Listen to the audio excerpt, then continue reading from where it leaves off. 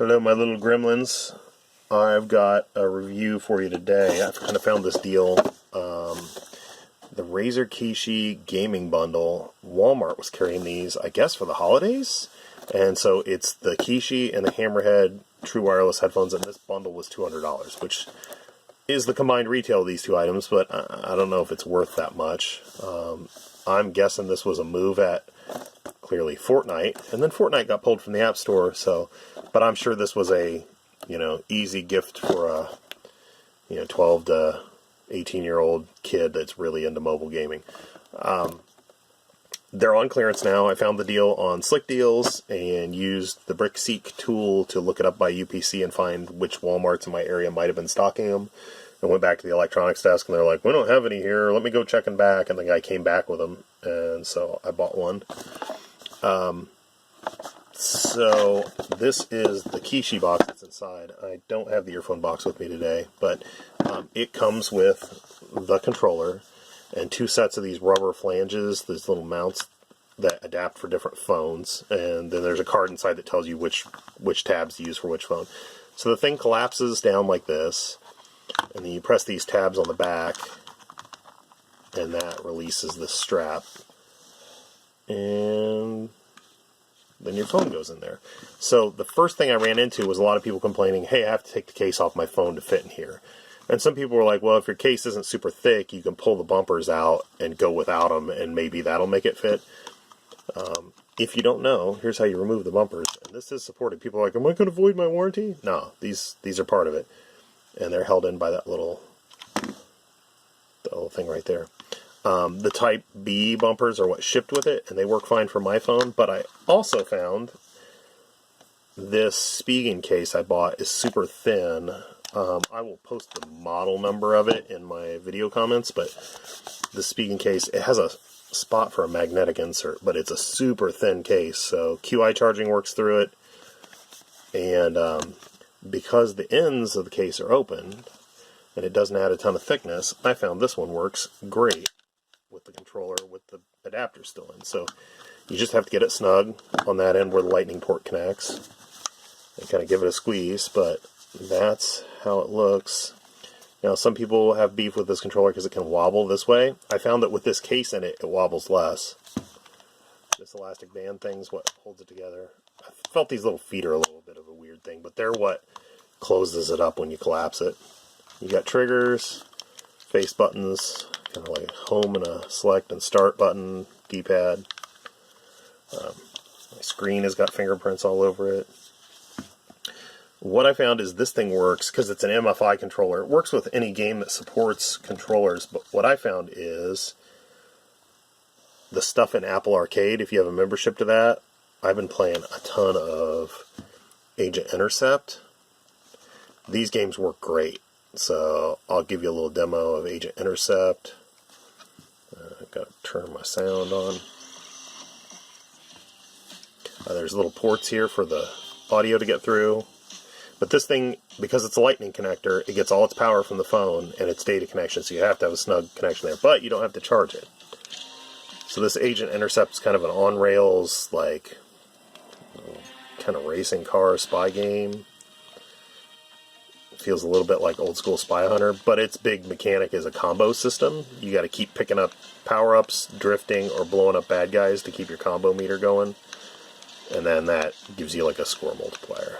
So you want to get all these little guys here. Oh, we got a boost to get this one in time. Woo! There we go. Oh, I missed one. You can pick up missiles, and you can shoot them at things. And then each of the levels has a bunch of hidden stuff and alternate paths. If you get to checkpoints in time, like you can take a turn that you can't normally take, that kind of thing. But I like the style of it, and it's been really fun to play. So I've kind of had this thing next to the couch.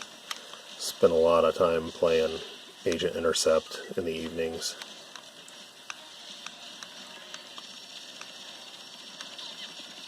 But you can see the controls are tight. Everything works. I've heard some people complain they don't like the style of the buttons on the Kishi, but I think it's miles ahead of the previous MFI controllers that were out a few years ago that had the really clicky buttons. So yeah, I mean, works great. I have used the Xbox streaming, in-home streaming from the Xbox app. Works great and recognizes all the controls. xCloud still isn't approved for iOS, so can't do that. But I can stream from my own Xbox inside the house. Games in the App Store don't really have indicators about whether or not they have controller support. So there's stuff like Asphalt 8, Fortnite, if you still have it installed, though it's currently pulled from the store. They all work, but you kind of have to rely on the manufacturer to put it in the release notes or find some list online of games that support the controller. But if you're talking Apple Arcade, you can go... let me pull up the App Store.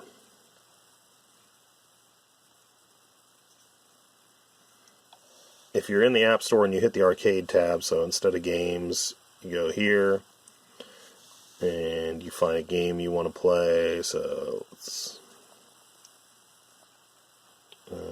Oceanhorn.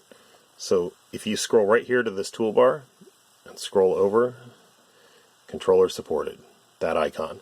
This is not in regular App Store listings, it's a feature of Apple Arcade, but that'll help you find things. Now, the issue with this, it works great if the game is landscape, but not if it's portrait.